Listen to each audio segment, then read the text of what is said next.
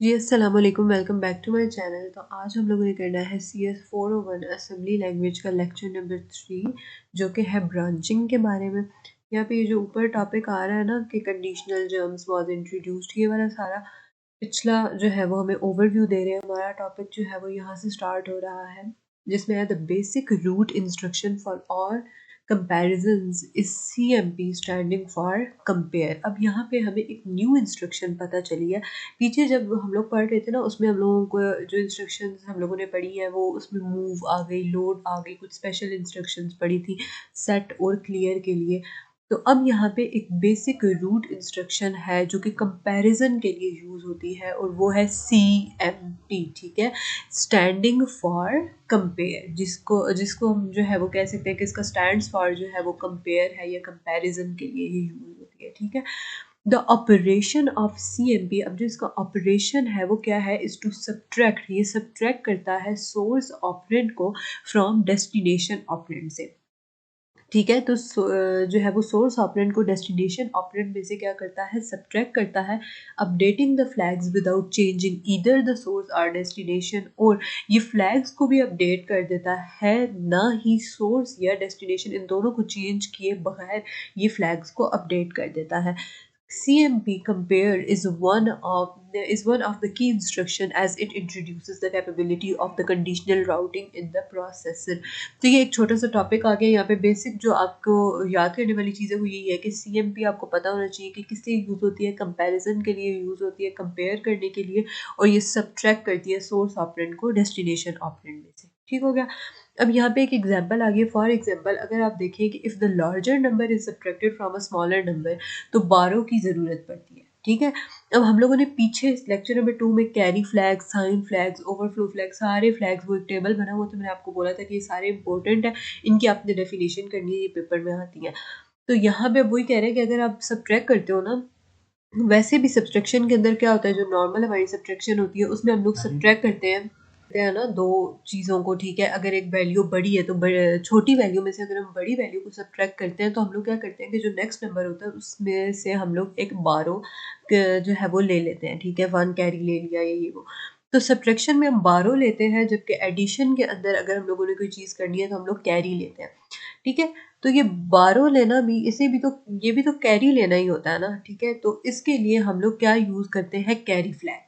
ठीक है, carry flag plays the important role of the borrow during the subtraction operation. तो subtraction के operation में जो बारो का रोल प्ले करता है वो कैरी फ्लैग प्ले करता है। ठीक है, and in this condition the carry flag will be set, और क्योंकि हम लोग जब बारो लेते हैं तो कैरी फ्लैग जो है वो सेट हो जाएगा। If two equal numbers are subtracted, अगर हम दो इक्वल नंबर्स को सब्ट्रैक्ट करते हैं क्या होगा, जैसे हम लोग 2 में से 2 को माइनस करेंगे तो आंसर क्या होगा, 0 होगा। तो इस कंडीशन में zero flag will be set, zero flag set हो जाएगा। Every significant relation between the destination and the source is evident from the sign flag, carry flag, zero flag and overflow flag. तो ये जितने भी flags हम लोगों ने पिछले लेक्चर में पढ़े और इनके फंक्शंस भी और इनकी डेफिनेशन जो है वो उस टेबल के अंदर है, वो आप पहले जो है वो लेक्चर नंबर 2 लेंगे, वो सारी डेफिनेशंस तैयार करेंगे, फिर ही आपको समझ आएगी कि यहाँ पे कौन सी फैरी जो है वो साइन, कैरी और जीरो फ्लैग की बात हो रही है। सही हो गया। नेक्स्ट आ रहा है कि CMP compare is meaningless without a conditional jump immediately following it. अच्छा, ये कह रहे हैं कि जो कंपेयर वाली जो हमारे पास इंस्ट्रक्शन है ये ना, ये क्या है, मीनिंगलेस है। किसके बगैर मीनिंगलेस है, कंडीशनल जंप अगर उसके साथ जो है वो इमीडिएटली नहीं लगेगा तो उसके बगैर जो है वो कंपेयर इंस्ट्रक्शन जो है वो हमारे पास मीनिंगलेस है। यहाँ पे ये बात हो रही है। नेक्स्ट यहाँ पे कह रहे हैं कि द डिफरेंस बिटवीन, अब यहाँ पे ना एक और इम्पोर्टेंट क्वेश्चन आ गया है कि साइंड नंबर्स क्या होते हैं और अनसाइंड नंबर्स क्या होते हैं। तो यहाँ पे ये हमारे पास एक इम्पोर्टेंट नेक्स्ट टॉपिक स्टार्ट हो गया। कंपैरिजन के बारे में आपको पता चल गया कि कंपैरिजन के लिए क्या करते हैं। अब साइंड और अनसाइंड फ्लैग्स या अनसाइंड नंबर्स क्या होते हैं। In unsigned numbers, only the magnitude of the number is important, whereas the signed numbers, both magnitude and the sign are important। ये कह रहे हैं कि अनसाइंड नंबर के अंदर ना हमें सिर्फ मैग्नीट्यूड जो नंबर का होता है ना वो ज़रूरी होता है। ठीक है, कि नंबर जो है वो है क्या। ठीक है, कि नंबर है क्या। जैसे फॉर एग्जांपल 2 है, 3 है, 4 है, क्योंकि इनके साथ कोई साइन नहीं है तो सिर्फ इनके मैग्नीट्यूड का ही पता होना काफ़ी है। लेकिन जब हम अनसाइंड नंबर की साइन नंबर की बात करते हैं जिनके साथ साइन इन्वॉल्व होता है, उसके लिए सिर्फ हमें मैग्नीट्यूड नहीं, यानी कि हमें सिर्फ ये नहीं पता होना चाहिए कि नंबर 2 है, 3 है, 4 है, हमें उसका साइन भी देखना होता है कि उसके साथ साइन कौन सा लगा हुआ है, माइनस का साइन है, प्लस का साइन है, उससे जो है वो काफ़ी बड़ा चेंज आता है। जैसे for example -2 is greater than -3 but 2 is smaller than 3, तो देखिए कि साइन की वजह से कितना ज़्यादा अफेक्ट पड़ा है। अब वैसे तो -2 -3 से बड़ा होता है, लेकिन अगर देखें माइनस इनके साथ से जो माइनस का साइन अगर वो हम हटा दें तो क्या हो गया जी, 2 स्मॉलर हो गया 3 से। इसलिए साइन जो है वो काफ़ी ज़्यादा अफेक्ट करते हैं किसी भी नंबर को। तो अनसाइन के अंदर हमें सिर्फ मैग्नीट्यूड की ज़रूरत होती है, जबकि साइन के अंदर बोथ मैग्नीट्यूड और साइन दोनों की ज़रूरत होती है। बहुत इंपॉर्टेंट क्वेश्चन है आपका, MCQs में या शॉर्ट में ज़रूर आता है। नेक्स्ट आ गया है इनसाइड द कंप्यूटर। कंप्यूटर के अंदर the sign numbers are represented in two's complement notation. ये भी एक इंपॉर्टेंट MCQs है कि कंप्यूटर के अंदर जो साइन नंबर्स होते हैं जिनके साथ साइन लगे हुए होते हैं उनको हम लोग टूज कॉम्प्लीमेंट नोटेशन के अंदर क्या करते हैं, रिप्रेजेंट करते हैं।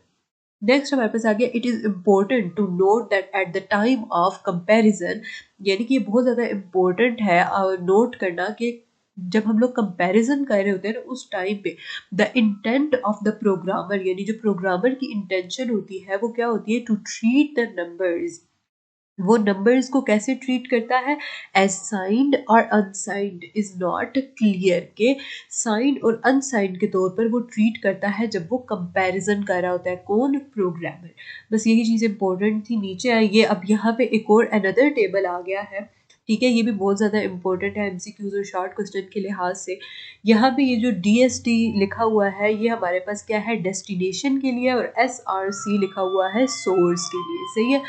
तो सोर्स और डेस्टिनेशन ये दोनों, अब यहाँ पे देखें जब सोर्स और डेस्टिनेशन क्या होंगे, इक्वल होंगे, तो जीरो फ्लैग क्या होगा, 1 होगा, ठीक है, जीरो फ्लैग क्या होगा, 1 होगा, ये चीज़, ठीक है। ये आपके पास आ सकती है पेपर में कि जब डेस्टिनेशन और सोर्स इक्वल हो तो हमारे पास जीरो फ्लैग क्या होगा, तो जीरो फ्लैग 1 होगा। बाकी ये सारी डिटेल आगे देख लें कि ये यहाँ पे सारी इसके बारे में लिखी हुई है कि जब source, when source is subtracted from the destination and both are equal the result is zero। Of course जब आप सोर्स से डेस्टिनेशन को पहली बात है माइनस कर रहे हैं और दोनों क्या है, इक्वल है, तो ऑफ कोर्स रिजल्ट क्या आएगा, जीरो आएगा। तो उस कंडीशन में आपको पता है कि जीरो फ्लैग सेट होगा। ये चीज़ मैं आपको ऊपर भी पढ़ा चुकी हूँ और ये लेक्चर नंबर 2 में भी सारा zero flag, sign flag, carry flag के बारे में सब कुछ मेंशन है, तो वो आप लोगों को लाजमी याद करना होगा अगर आपने आगे लेक्चर्स जो है वो तैयार करने हैं तो, ठीक है। अब यहाँ पे देखिए ये जो UDST लिखा हुआ है और USRC लिखा हुआ है, इसका मतलब है unsigned destination is less than unsigned source. यहाँ पे ये देखिए ये सारी डिटेल जो है ना आपकी यहाँ पे इधर लिखी हुई है, ठीक है। तो यहाँ से आप पढ़ सकते हैं। यहाँ पे देखिए क्या लिखा हुआ है कि when an unsigned source is subtracted from an unsigned destination and the destination is smaller, borrow is needed। और जब हम लोगों ने borrow लेना होता है तो क्या सेट किया जाता है, कैरी फ्लैग, ठीक है। इसी तरह ये आपने पूरा टेबल जो है वो कर लेना है, जिसमें आप देखिए कि जब लेस देन इक्वल होगा तो जीरो फ्लैग 1 होगा, कैरी फ्लैग 1 होगा। ये इसकी सारी डिटेल आगे लिखी हुई है, बेशक आप लोगों ने जस्ट रीड आउट कर लेनी है ना, तो ये इतना ही काफ़ी है। जो याद रखने वाली चीज़ है वो यही है कि जब आप जो है वो डेस्टिनेशन को सोर्स में से माइनस करते हैं तो कौन सा फ्लैग सेट होता है, जब दोनों इक्वल होते हैं तब कौन सा फ्लैग होता है, तो ये वाली चीज़ें करना ज़रूरी है। बाकी अगर आपने जो है वो समझना है कि ये क्या लिखा हुआ है तो उसके लिए ये साइड पे जो डिटेल लिखी हुई है यहाँ बस इसको आप एक बार रीड आउट कर लीजिएगा, बाकी सिर्फ ये याद करने वाला है। सही हो गया, ये जो मैं हाईलाइट कर रही हूँ, ठीक हो गया। अच्छा जी, अब नीचे आ गए जी कंडीशनल जम्स। कंडीशनल जम्स हमारे पास क्या होते हैं, for example JZ and JNZ check the zero flag. ये कह रहे हैं कि फॉर एग्जांपल JZ और GNZ जीरो फ्लैग को चेक करते हैं। अब JZ क्या है, jump if zero, and JNZ का मतलब है जंप इफ नॉट जीरो, ठीक है। ये दो हमारे पास कंडीशनल जम्प्स हैं, ठीक है। If in a comparison both operands are same, अगर क्या होता है कंपैरिजन करते हैं और दोनों ऑपरेंड सेम होते हैं, जो रिजल्ट होगा सब्ट्रैक्शन का वो विल बी जीरो, वो क्या होगा, जीरो होगा। द जीरो फ्लैग सेट हो जाएगा, ठीक है।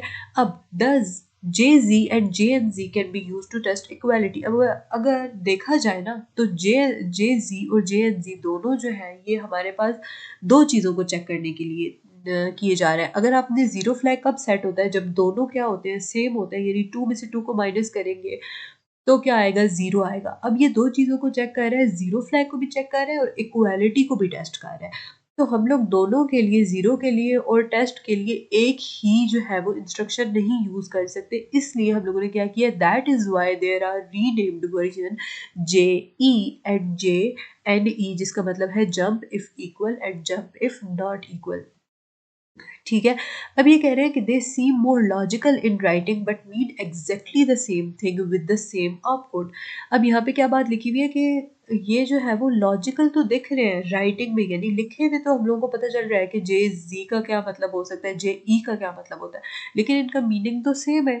ठीक है, मीनिंग क्या है, सेम है। जस्ट इसको जो है वो डिफ्रेंशिएट करने के लिए कि जीरो के लिए हम लोग JZ यूज करेंगे और इक्वालिटी के लिए JE यूज करेंगे, ये बस इनके अंदर डिफरेंस है, बाकी इनका मीनिंग बिल्कुल सेम है।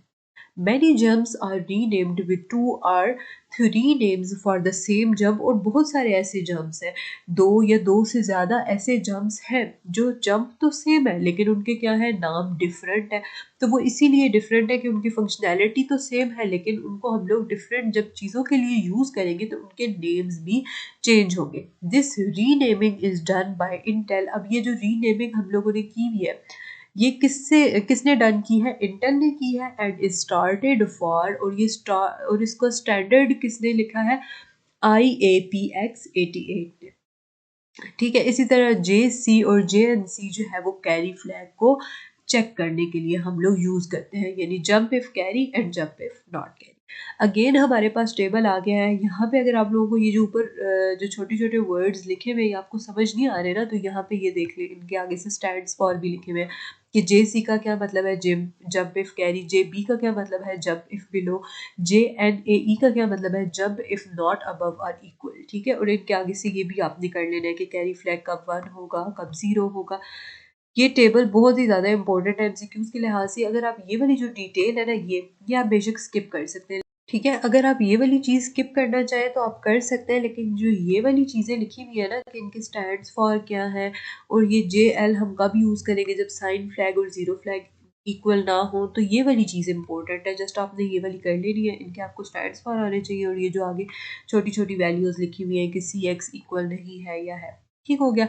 अच्छा जी, अब ये जो हम लोगों ने कंडीशनल जंप किया ना, इससे रिलेटेड ये एक एग्जांपल है, ये आपने कर लेनी है। ठीक है, ये इतनी ज़्यादा इंपॉर्टेंट मिड टर्म के लिहाज से नहीं है, लेकिन प्रैक्टिकल का जब आपका पेपर आएगा या जो फाइनल टर्म है तो उसमें ये वाली इस तरह की एग्जांपल्स आ सकती है। ठीक है, बाकी ज़्यादातर जो पेपर मिड टर्म का आएगा, ठीक है, उसमें थ्योरी वाले क्वेश्चन ज़्यादा होंगे। ठीक है, मतलब फॉर एग्जांपल 2 से 3 क्वेश्चन आपके थ्योरेटिकल आ जाएंगे कि जंप क्या होता है, कंडीशनल अनकंडीशनल, मतलब कोई भी आपका शॉर्ट क्वेश्चन जो है वो थ्योरेटिकल आ सकता है। लेकिन ये नहीं है कि पूरा पेपर ही थ्योरेटिकल है, उसमें इंस्ट्रक्शंस बहुत ही ज़्यादा इंपॉर्टेंट है इसके अंदर। ठीक है, उसके बाद जो ये एग्जांपल्स आ रही हैं इनका आपको नोहा होनी चाहिए थोड़ी बहुत, और जो इंस्ट्रक्शंस है ये भी इम्पोर्टेंट है साथ में। ठीक है, अब जो अनकंडीशनल जंप है उसकी भी ये इन्होंने पूरी एक एग्जांपल दे दी है। ठीक है, ये भी आप लोगों ने कर लेनी है। ये है बहुत छोटी छोटी और इजी है। मैंने आपको तरीका पिछले लेक्चर में भी बताया कि आपने जस्ट एक पेज लेना है और उसके ऊपर ये सारी एग्जांपल्स जितनी भी टोटल है मिड टर्म के अंदर, जितनी भी 6 लेक्चर्स के अंदर आ रही है उनको आपने एक पेज पे लिख लेना है। और जो लेक्चर नंबर 2 में एग्जांपल्स है ना वो इम्पोर्टेंट है, बस जो बाकी में आ रही है वो आप स्किप भी कर सकते हैं। सही है।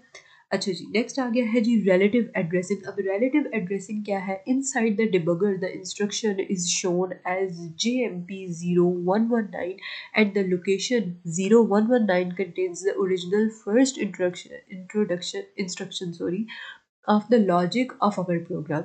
This jump is unconditional. तो ये jump क्या है, unconditional है. It is always be taken.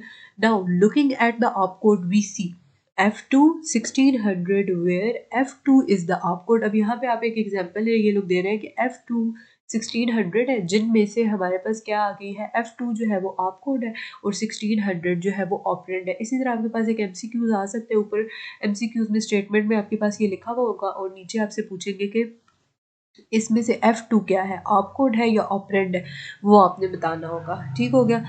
Next ये इंपॉर्टेंट चीज़ आ जाती है टाइप्स ऑफ जंप के टोटल हमारे पास जंप्स होते कितने हैं। तो पहली चीज़ कि हमारे पास 3 तरह के जंप्स होते हैं, near jump, short jump, for jump. बस इनके अंदर डिफरेंस क्या होता है, साइज का डिफरेंस होता है, ठीक है। Of the instruction at the range of the memory, और मेमोरी जो इसके अंदर यूज होती है वो smallest short form of 2 byte से लेकर उसकी जो रेंज होती है वो 256 बाइट तक हो सकती है, ठीक है। ये किसके लिए है, स्मॉलेस्ट और शॉर्ट जंप के लिए। लेकिन जो फॉर जंप है ना, उसके लिए जो हमारे पास होती है मेमोरी, वो होती है 5 बाइट से लेकर, और उसकी जो रेंज होती है वो कवर करती है होल मेमोरी को। तो ये पूरा जो ये छोटा सा टॉपिक लिखा हुआ है ये इम्पोर्टेंट है एमसीक्यूज के लिहाज से भी, और शॉर्ट में आपसे जो है वो ये टाइप्स ऑफ जंप के नेम्स और इनकी डेफिनेशंस पूछ सकते हैं। अब देखिए नियर जंप क्या होता है कि when the relative address stored with the instruction is in 16 bits as in the last example, the jump is called near jump. ये कह रहे हैं कि जब आपका रिलेटिव एड्रेस जो है वो इंस्ट्रक्शन के साथ स्टोर हो 16 बिट के अंदर, तो वो जो जंप होता है वो नियर जंप कहलाता है। फिर आ गया शॉर्ट जंप। तो if the offset is stored in a single byte as 75 f2 with the opcode 75 and the operand f2, the jump is called the short jump। तो ये short jump की definition आ गई। फिर for jump क्या होता है, for jump is not position relative but it is absolute, both segment and the offset must be given to a for jump। The previous two jumps were used to jump within a segment, यानी जो previous दो हमने jumps पढ़े हैं ना, near और short वाला, वो सेगमेंट के अंदर अंदर अगर हमने जंप करना है तो उसके लिए यूज करते हैं। जो फार जंप होता है ना, must be used and a 2 byte segment and a 2 byte offset are given to it. जब भी आपने फार जंप करना है तो उसके लिए आपको 2 बाइट का ऑफसेट और 2 बाइट का ही सेगमेंट चाहिए होगा जंप करने के लिए। It load C S with the segment part and IP with the offset part। ये जो IP है और जो CS है इनके मैंने आप लोगों को लेक्चर नंबर 1 में बता दिया था कि ये क्या होते हैं। ये हमारे पास सेगमेंट्स आ जाता है, ये हमारे पास IP, सारा मैं आपको पिछले लेक्चर नंबर 1 के अंदर सारी जो मेन शॉर्ट डेफिनेशन की जो इंट्रोडक्शन था हमारा उसमें मैंने आपको करा दिया था। सही हो गया तो वो आपने देख लेना। ओके जी। The 3 instructions that have so far from the 3 instructions that have a for from are JMP, call and read। अब ये जो कॉल और रेड वाली इंस्ट्रक्शंस है ना, ये पूरी लेक्चर नंबर 5 के अंदर है आई थिंक सो। इनके बारे में सारी डिटेल में हम लोग वहाँ पे पढ़ेंगे। अब यहाँ पे एक एग्जांपल आ जाती है जो आती है सॉर्टिंग एग्जांपल के लिहाज से। ये नीचे इसकी पूरी एग्जांपल ये रही, ठीक है। 3.3 sorting list of 10 numbers using the bubble sort. अच्छा अब ये एग्जांपल जो है वो ये बहुत ज़्यादा इम्पोर्टेंट है, ठीक है, और थोड़ी सी पिछली एग्जांपल से ना थोड़ी सी ज़्यादा लेंथी है, ठीक है। लेकिन जैसे कि मैंने आप लोगों को बताया, अगर आप लोग ना इसको करोगे, एक पेज के ऊपर लिखोगे ना, तो आपको ये रेड तैयार करना बहुत ज़्यादा इजी हो जाएगा, ठीक है। तो ये इंपॉर्टेंट एग्जांपल आपने लिख लेनी एक पेज के ऊपर और वहाँ से आपने इसको रेडी कर लेना है। लेकिन ये जो है ना साथ में ये जो कमेंट्स आ रहे हैं आपके पास सेमी कॉलन, ये आप ना लिखें, ये स्किप कर सकते हैं, इसमें कोई हर्ज नहीं, आप लिखें या ना लिखें एक ही बात, ठीक है। अच्छा जी, अब आ गई है हमारी एक्सरसाइज। एक्सरसाइज में देखें हमारे पास क्या है कि पहला क्वेश्चन आ गया कि which registers are changed by CMP instruction के जो कंपेयर इंस्ट्रक्शन है उन उसकी वजह से कौन सा रजिस्टर जो है वो चेंज होता है। तो ये सारे रजिस्टर्स हमारे पास हैं, zero flag, sign flag, carry flag, overflow flag. ये मैंने आगे लिख दिया, बस इसका आंसर यही है, ठीक है। What are the different types of jumps available? Describe the position relative addressing। ये मैंने आपको ऊपर कराया है कि हमारे पास 3 तरह के जंप्स होते हैं, short, near and far jump, ठीक हो गया। अगला आ गया कि इफ AX की वैल्यू अगर हमारे पास ये है, BX की वैल्यू 0FF है एंड CMP AX, BX जो है is executed, which of the following jump will be taken. तो कौन सा जंप लिया जाएगा, पहली बात। Each part independent of others also give the value of Z, S and C flags, यानी जीरो, साइन और कैरी फ्लैग की भी वैल्यू आपने बतानी है। क्या है कि जब जे जी ग्रेटर होगा तो क्या होगा, तो जब जे जी ग्रेटर होगा तो जीरो फ्लैग जीरो होगा, ठीक है, साइन फ्लैग भी जीरो होगा एंड और जो ओवरफ्लो फ्लैग है वो भी जीरो होगा। सो जंप विल टेकन, तो जंप लिया जाएगा। इसी तरह ये मैंने इनके बाकी तीनों की भी स्टेटमेंट्स आगे लिख ली, आपने यहाँ से कर लेनी है। और ये जो लिखे हुए हैं ना, write program, write program, write program, ये तीनों प्रोग्राम्स ये इतने इंपॉर्टेंट नहीं है, जस्ट जो आपके एक्सरसाइज के अंदर और जो लेक्चर्स के अंदर ये जो एग्जांपल्स है ना जस्ट ये इम्पोर्टेंट है, ठीक है। ये जो एक्सरसाइज की एग्जांपल्स है ये इतनी इंपॉर्टेंट नहीं है, ये आपने नहीं करनी, ठीक है। तो ये हमारा आज का लेक्चर नंबर 3 भी डन हो गया है। मैं कोशिश करूंगी कि जल्द से जल्द लेक्चर नंबर 4 भी अपलोड कर दूं। अंटिल देन, अल्लाह हाफिज।